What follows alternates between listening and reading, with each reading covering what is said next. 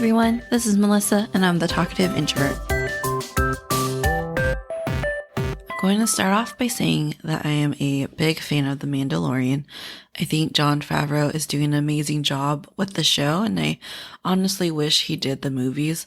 It's always awesome when you're an actual fan working on something like this.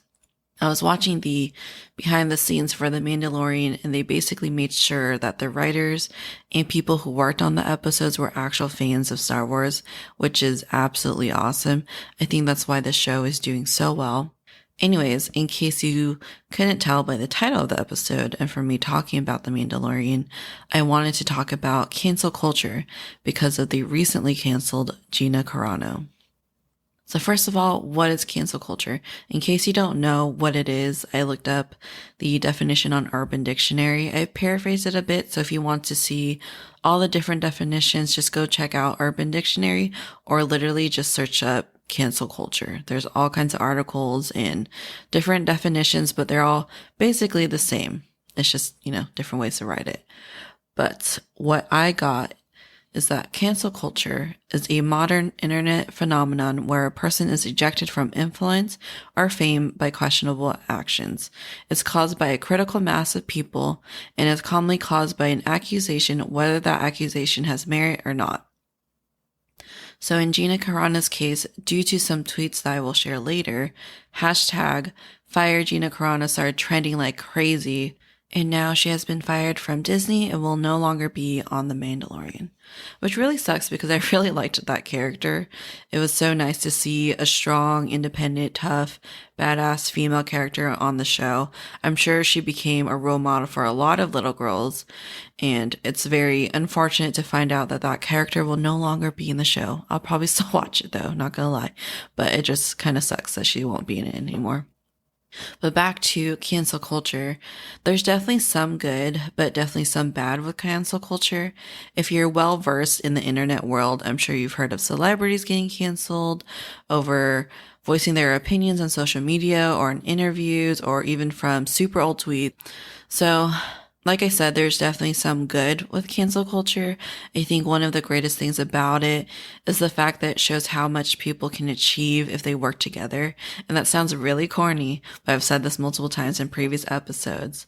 When you don't like something, there's a good chance there's a group of people who feel the same way. And when you get those like-minded individuals together, you can achieve things that may seem impossible by yourself. It's how people were able to convince the government to end slavery, to allow colored people to vote, to allow women to vote, to allow women to own property, and allow all kinds of rights and privileges that we now have that our ancestors didn't have. However, the problem with cancel culture in this day and age, though, is that it's usually not being utilized for stuff like civil rights and, more important matters. It's usually canceling a celebrity or a YouTuber or some influencer for something they said, for something they posted, for something they did. I don't know. But a lot of times you may have noticed that people also were getting canceled for something they said like 10 years ago. Those are the ones that irk me the most because I don't think it's fair to judge someone by who they were a decade ago. I am definitely not the same person I was 10 years ago. There's a lot of things that I've changed about myself and the opinions that I've had because sometimes it takes real life experiences to truly understand some things, For example, I know an older gentleman who grew up in the Midwest back in the day when segregation was still a thing. He was taught to discriminate against colored people, and that was completely normal back then. He wasn't born a racist. It was just all he knew. That way of life was what was taught to him at a young age. And when he got a little older, though, a black man risked his life to save his, and it really changed his perspective. It made him realize that what he was taught was wrong and that people should be judged by their character, not by the color of their skin. And this can be applied to some religious folks too. People were trying to cancel this one YouTuber because of some homophobic statement he made years ago. However, at the time, that was what he knew. He was very involved in his church, and that was how he was raised, and that was what he was taught. It wasn't until he got older that he realized that was wrong. Sometimes people don't know what's right or wrong until they've experienced life.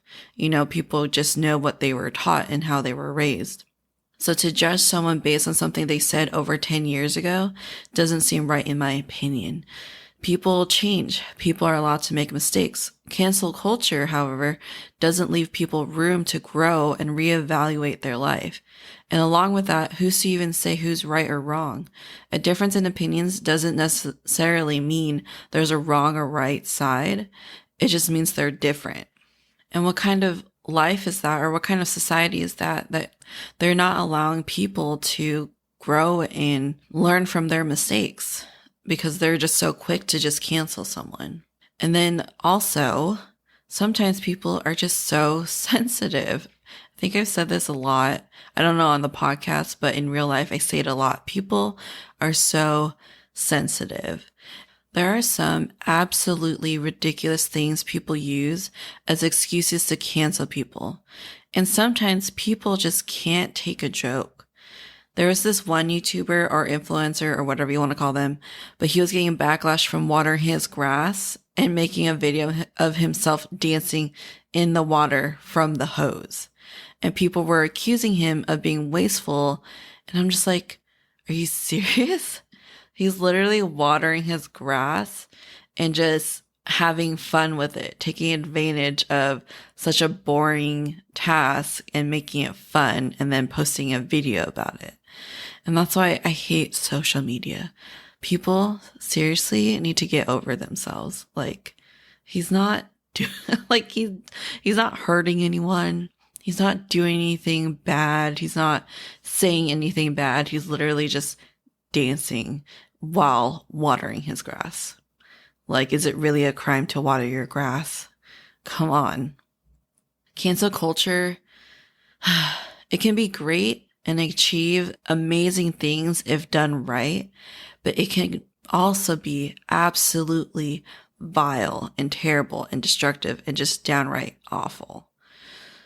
So, in Gina's case, why is she being canceled? So if you don't know yet, there's a slew of tweets that she's been posting, and I guess Disney has been trying to fire her, apparently. I don't know how credible that information is, but that's just what I've read and heard. And so there's some of these tweets that she sent out or posted, and it eventually just snowballed, and there's the one final tweet that just basically was the straw on the camel's back. That broke the camel's back, sorry. And then now she's fired. So I'll go through the most popular tweets, the ones that people are sharing that led to her getting fired. I'm not going to go through her entire Twitter page. I don't even have Twitter, so I would have to sign up, I think. Or I don't know if you can just look at people's tweets, even if you don't have an account. Either way, I'm just going to go through the most popular ones. So here's the first one. She tweeted, "We need to clean up the election process so we are not left feeling the way we do today. Put laws in place that protect us against voter fraud. Investigate every state. Film the counting. Flush out the fake votes. Require ID. Make voter fraud end in 2020. Fix the system." Okay, first of all, what's so wrong with saying that?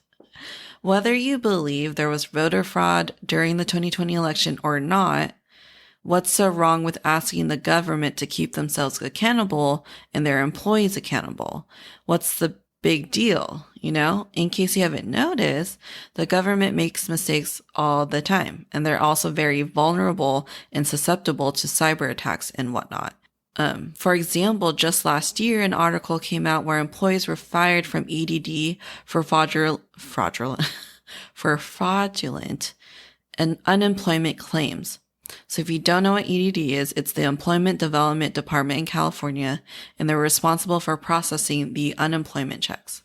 Last year, because of the pandemic, people were getting extra money. I think it was an extra $600 on top of what they're already getting. And of course, people wanted in on that. A more recent article just came out in January, so I'll link that. But it basically states that 9.7% of the claims since the start of the pandemic were fraudulent. If people were able to do that and get, the extra $600 plus whatever unemployment gives you, then why wouldn't they be able to commit voter fraud? It's completely plausible, right? So I don't see the harm of her just saying that. Like, it's okay to make sure that there's no voter fraud. What's so wrong about that? I was so confused by this tweet. I just didn't understand, like, what's so wrong to make sure that we have the right votes and that the right votes are accounted for. Isn't that the whole point of democracy, is to make sure that whoever the majority votes for wins? So I thought that was weird why people were like so angry about that. Like, calm down, people. It's okay. It's okay to ask people to be accountable.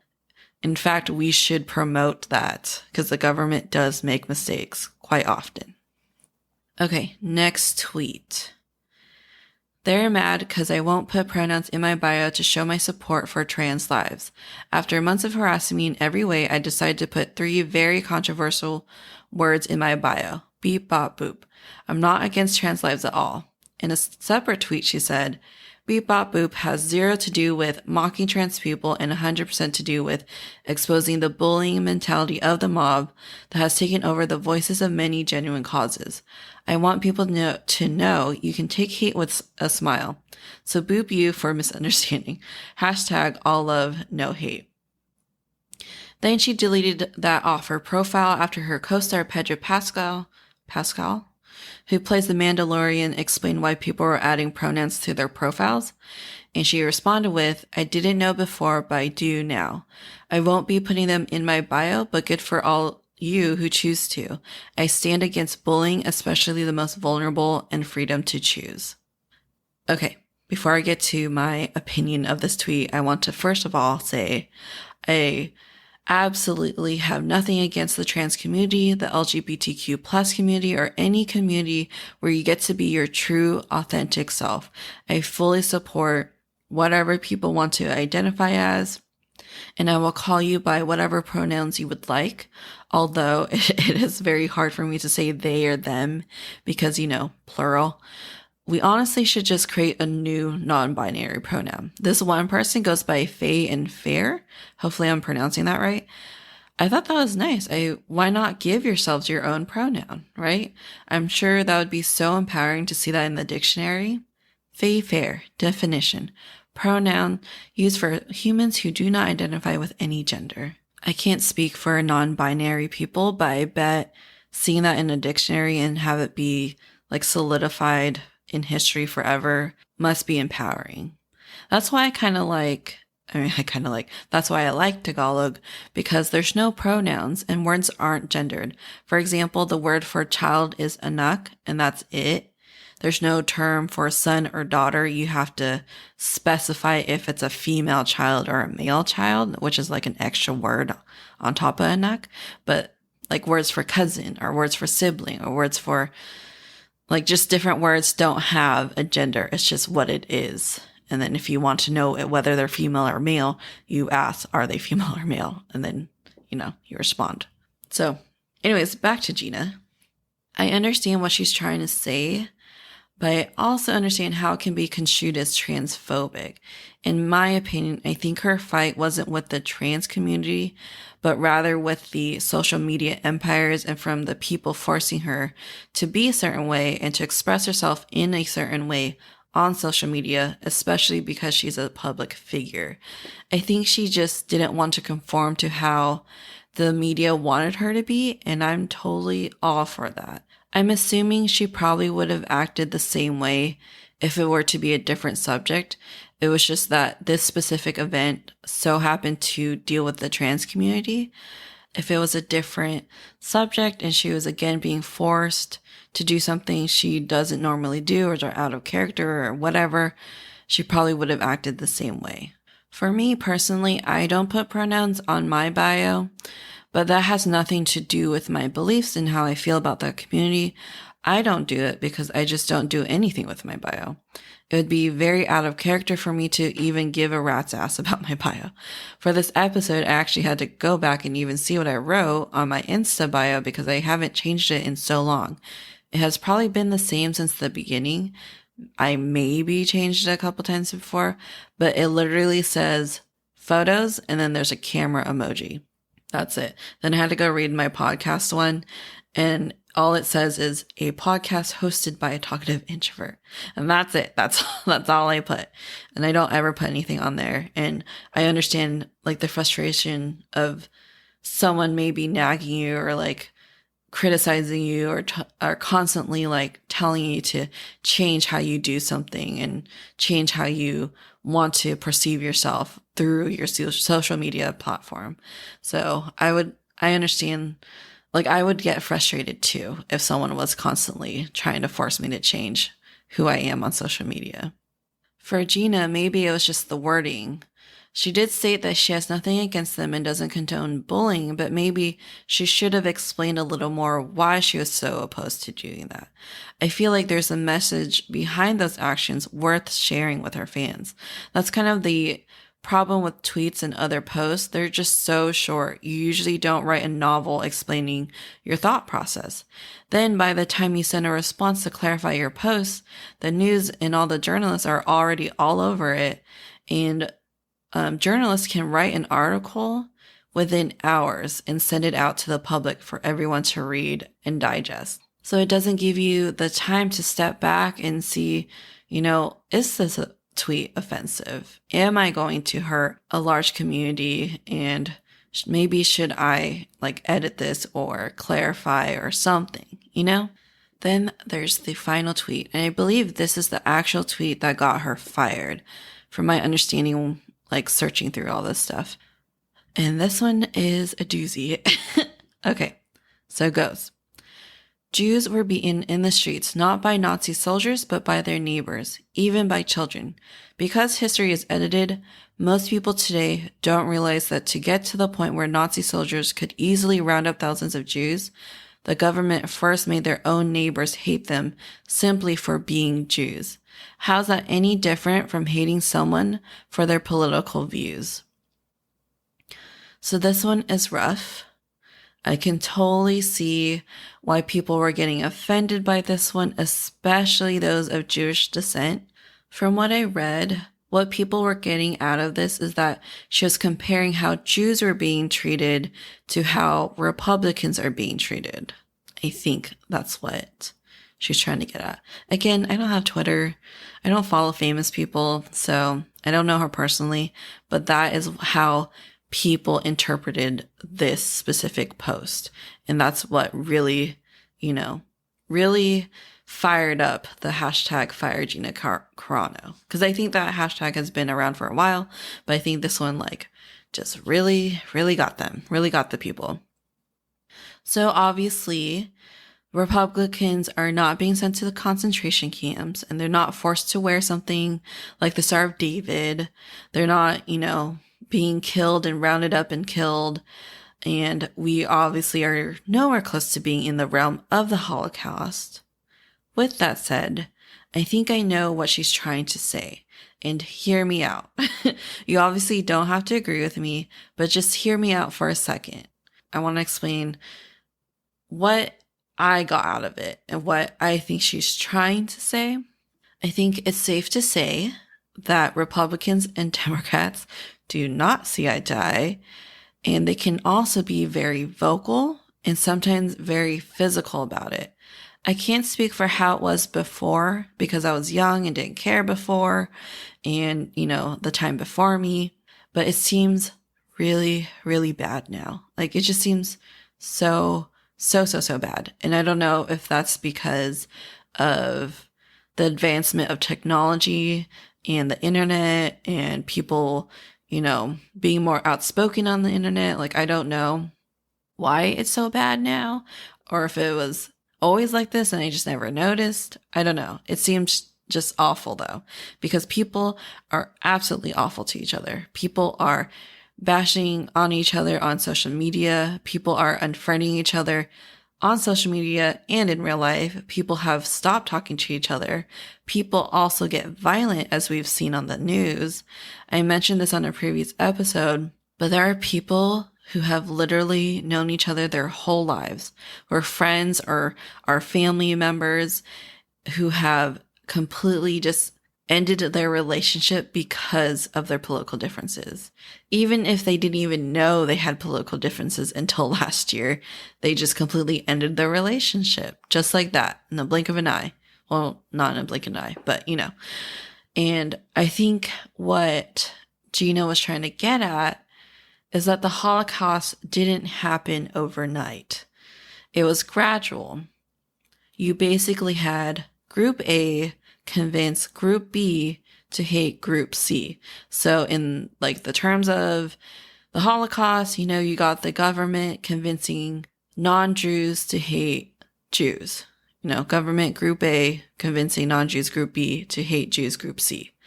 And this doesn't pertain to just the Holocaust. You can find this formula throughout history and all over the world. It's a very simple concept. You divide and conquer. It just takes a very charismatic leader and a big enough group of followers to get to the point of the Holocaust. And I think that's what she was trying to get at, is that, the hate that Republicans are getting, which I know Democrats get hate too, but in her terms, or in the terms of this tweet, Republicans get a really bad rap, especially in California. I don't know what it's like in the rest of the world or the rest of the United States, but in California, because we're such a blue state, I see it all the time and I hear it all the time. And I hear people refer to Republicans as racist and fascist and overly privileged rich people and blah, blah, blah, even though not all Republicans are white, not all Republicans are rich, not all Republicans are racist or fascist or whatever. But in California, for some reason, like, Republicans are compared to Nazis, which in my opinion, or in my experience with Republicans that I know personally, they're far from that. They're nowhere close to being a Nazi. They would never be seen, hauling people away and killing them just because of their religious affiliation. So, but I don't know why in California it's like that. I guess it's just because we're a blue state. I don't know.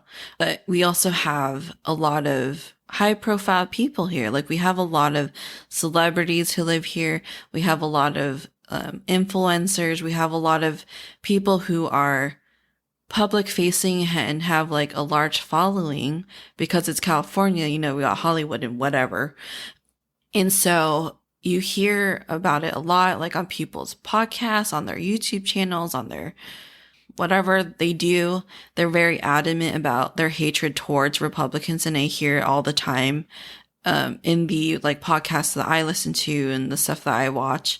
And it is definitely toxic. Like, I had to take a break from listening to that stuff, or listening to like California-based podcasts and YouTube channels and whatever, because they were just so adamant about their hatred towards Republicans. And it breaks my heart, because I have family and I have friends on both sides, and they would never do something as bad as a Nazi person, or as bad as like killing someone or hurting someone over their political beliefs. And it's just hard to hear, because when they say negative things about a group of people, they're referring to like my friends and family who are in that group, and they would never hurt someone like that. So I get what she's trying to say. I don't know. Again, like I said, I don't know how it's like for the rest of America, but I know in California, they do bash on Republicans a lot because we are such a blue state, and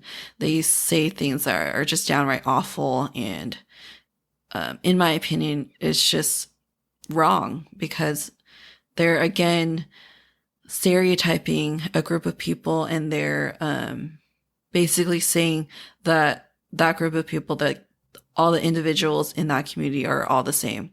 And that's, in my opinion, just as bad as judging someone on their ethnicity and their religion and their whatever, right?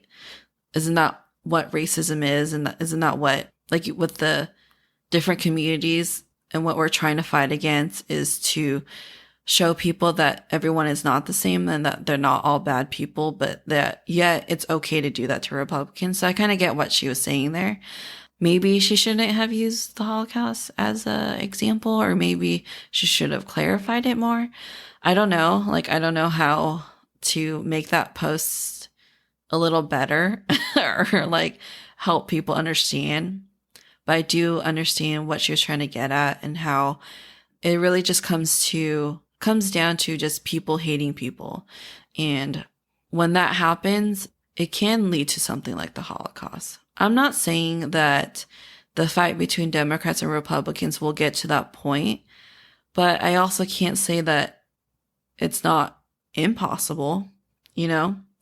I'm sure Jewish people didn't think there would be concentration camps and didn't think they were going to be killed over their own religion, you know? So it's not impossible, but I don't think it will happen in our lifetime. At least I hope not. And I hope it'll never happen. But people really do take this political stuff very, very seriously. And it really is not healthy to have so much hate between two groups of people. I'm honestly scared that it's just going to get worse every 4 years. And I guess all we can do is just wait and see and hope people realize that, you know, they're just differences. Everyone has differences in beliefs.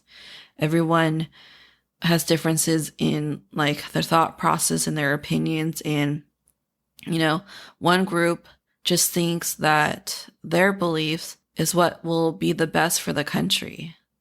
You know, that's the thing, is that, yeah, they have differences in political beliefs, but both sides honestly believe that whatever they think is what's best for the country. And that's the hardest part, because no one truly knows what's best for such a large group of people. You know, like if our country was smaller, it might have been a little easier, but we have like so many people in America. Like, how are you supposed to appeal to everybody? How are you supposed to fulfill the needs of all these people with different backgrounds and different socioeconomic levels and different everything, you know?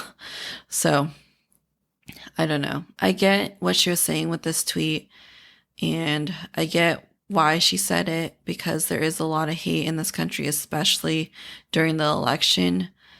I just think maybe she should have clarified it more. And that goes back to my point that these posts and these tweets, these social media posts, are always so short. There's not really a lot of room. I think tweets, right, have a character limit. It's hard to get like your point across if you're just limited to a few sentences or like an image or something, you know?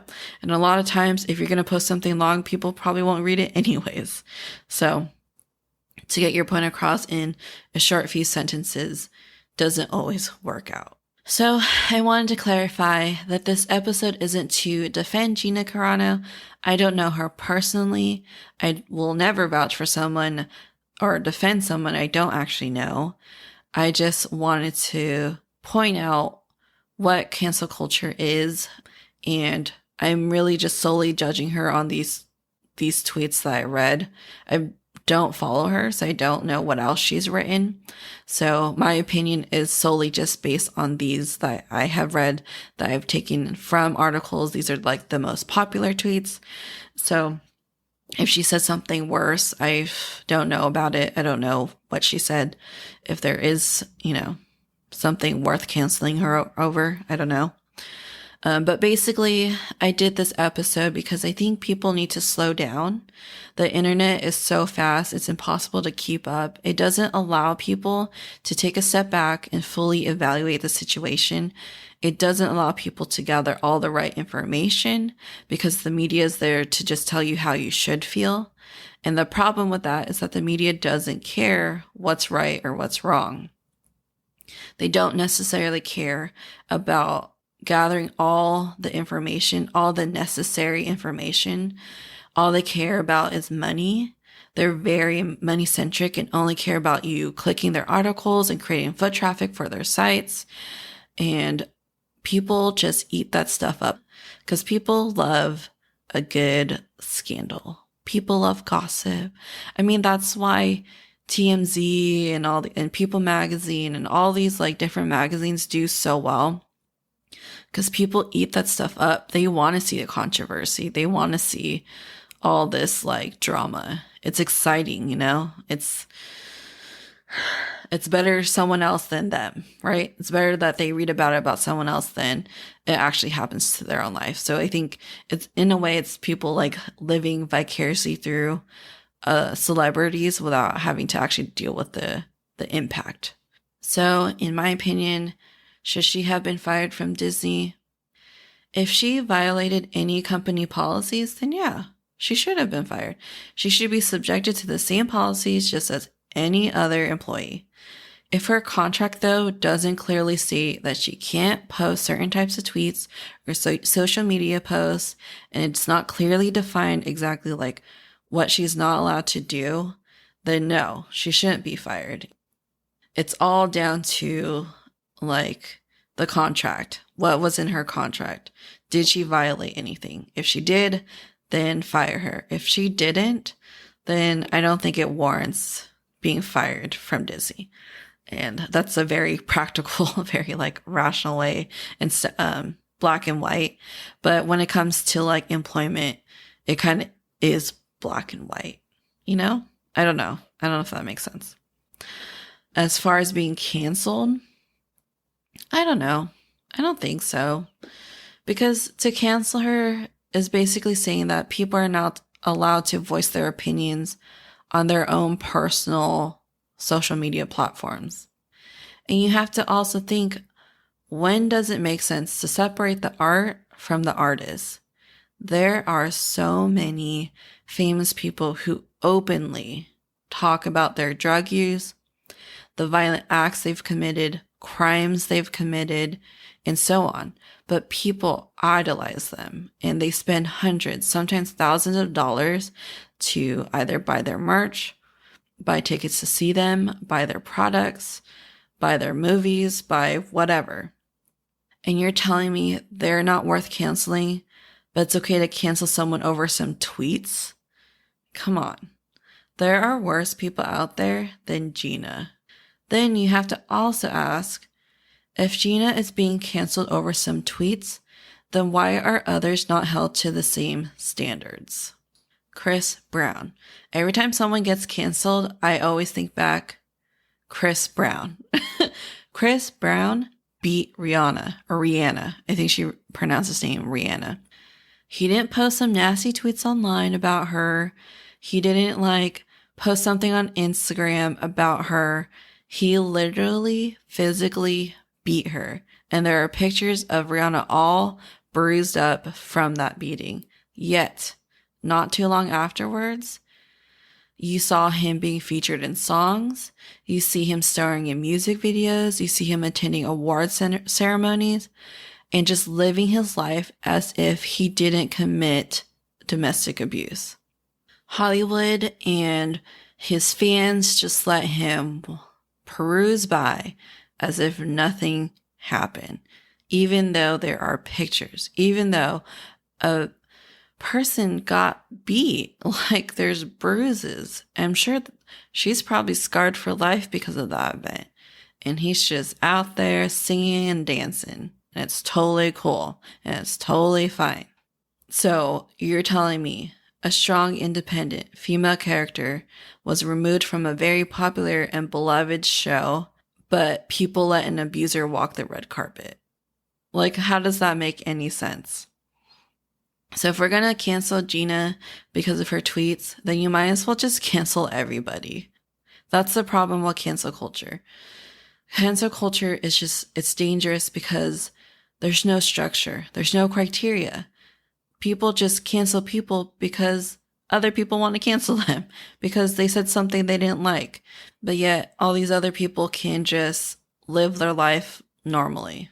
Like there's so many celebrities out there who are not, being held accountable to their actions and not being canceled and still are making millions of dollars, even though they're terrible, horrible people. But no, let's cancel Gina Carano. for her tweets. Let's cancel all these people who said something terrible 10 years ago. Let's go cancel this guy for dancing in hose water. Like, it doesn't make sense. When is it okay to cancel someone and not to cancel someone? Why does someone get canceled for doing something as minuscule as that, but then another person can get away with beating someone? Like, it doesn't make any sense. Cancel culture can be so powerful. If used properly, it can be an amazing life-changing tool. It can do a lot of good if people care to use it in that fashion and not worry so much about what a person says on social media. I think people forget that actions speak louder than words. And right now, based on what I've read and what little I know about Gina and what led her to getting fired, it was just all talk, and I didn't see her actually do anything terrible. I didn't see her beat someone. There's no evidence of her like hurting someone or killing someone or assaulting someone or doing anything to that extent. So if you're going to cancel Gina, then cancel Chris Brown. Cancel all these other celebrities who've probably done far worse things. You know, there are people who still love Michael Jackson because they're able to separate the art from the artist. I mean, I don't know all the details. I never watched like that one documentary, but you know, he was allegedly a pedophile, and yet he was so loved. He was the king of pop, right? The king of pop? Yeah.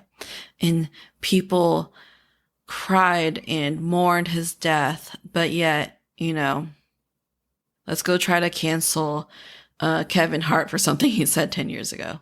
You know what I mean? Like, people's priorities doesn't make sense. It's like the more popular or the more, popular. This is all a popularity contest. The more popular you are, the more untouchable you are. And I absolutely hate that about celebrities and about people who idolize celebrities, because celebrities at the end of the day are still human. They're still capable of making mistakes. They were, you know, born the same way we were. They laugh just like we do. They breathe the same air.